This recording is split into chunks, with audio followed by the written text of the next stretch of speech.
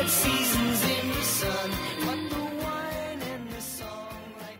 If you're feeling rather hungry, hey, there's a product you'll remember. Eat it hot or cold on Sunday, or you can put it in a blender. How do you still, how do you stay in touch with real life? Because so much comedy comes from that, and as you get more comfortable, that's a very good. You made a very good point on that. Thank you. That applies to a lot of comedians, a lot of performers, really. They get sucked into that whole showbiz spiral of just going to showbiz parties. I don't go. I go to one or two, but I lived in this little village. I live in Chorley now, and I've lived in this village for 20-odd years since before I started doing stand-up, really. And so all my mates, and they're all working-class lads in building trade and printers and all sorts, you name it. So I'm just grounded in reality, and my family as well. So I've always refused to go back. My agents and television commissioners and all that. So you've got to move down to London, and in a way, it's true that you are going to miss opportunities because you aren't down there, because they'll phone up and say, "Can you come to a casting tomorrow morning? We're doing a film," and you go, "Well, I can't. I'm stuck in Charlie and I can't get down." And you think, at first you think, "Oh," but what's important? Your life balance is more important. It's being happy is most important. So I'm just, and it sounds a bit twee this, but I'm the happiest when I'm at home and I'm going down the pub early doors like I did last night with all my mates and having the crack. And that's where I get, as you said, that's where you get all your material from, or listening to people on the market. I mean, on Charlie Market, this is one of the best things I ever heard, was just, and you could never write this. This is comedy gold, and two girls were talking, and one said to the other, "Has your Dorian had the baby yet?" He said, "Yeah, I had a little boy last week, 8 pound 12 ounces. Lovely. What's they called him?" So they called him Mark. "Oh, I like Mark. Can't go wrong with Mark." She said, "Yeah, but get this. She's spelling it with a C." And a friend went, "Cock." You'd never write that, and I'd never see that if I was living in a little enclave of all my showbiz chums, so yeah, I'm very happy. Do you think it's because you became sort of very well known, a bit of a more mature gentleman, let's say? Right. Yeah, you're otherwise, right. if you'd been 19 and very famous, you'd have been in a bathtub lying in a puddle of your own vomit now. Well, I don't know. I'd be coming at, pictures on them middle pages at Daily Mirror coming out some party drunk again. I don't know. Something like that. Yeah, but you're right though. I mean, it's a double benefit really, because like you say, I came into it when I was 40 and 38, 37, 40. I'm going on to I was 40, and so I've had my life, I've had my marriage, I've had two marriages. First one, complete mistake.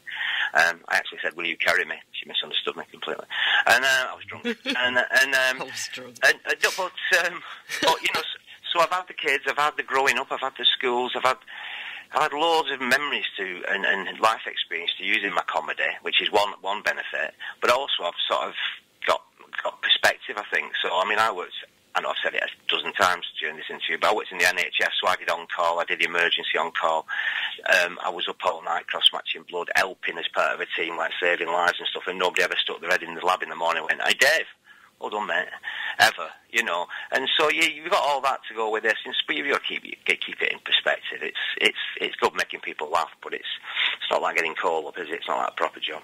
And I don't know if they made a mistake on Wikipedia, but it says you're 60 this year. Is that right? Oh, thanks for mentioning that, mate. No, I am. I'm 60 in October. Can you believe that? Yeah. Do you know what, Dave? I've always thought you were very handsome, and I was gobsmacked when I found you were 60. You can be handsome and 60, Yeah, I know, but I was so shocked because you look very good. You must be into all this physical exercise malarkey, yeah?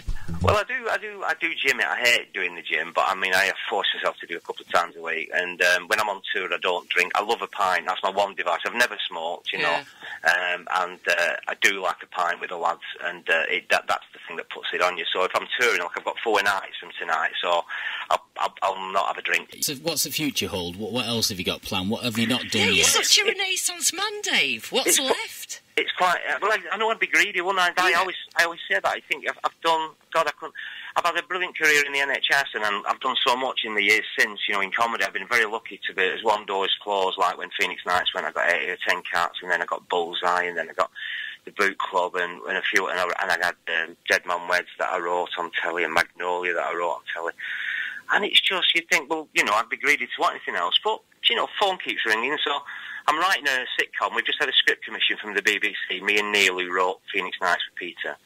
So we've got a script commission. We pitched them an idea about doing a sitcom based on ballroom dancing because it's so big at the moment. Yeah. But at a very basic level, in a hotel in Blackpool, where it's like amateur night, really, where people... But you still get all that bitchiness and backbiting and rivalry, you know, and then they announce the competition and it all kicks off and everybody shows their true colours and stuff.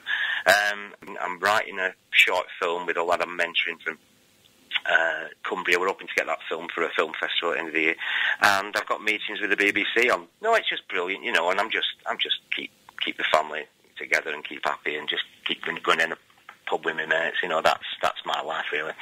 Brilliant. Good for you, Dave. Oh, thank you ever so much, Dave. It's been lovely thanks for having me on. You're very welcome. God bless, love. Bye. Enjoyed the chat very much. Thanks, love. Cheers, love. Bye. Bye, Tommy.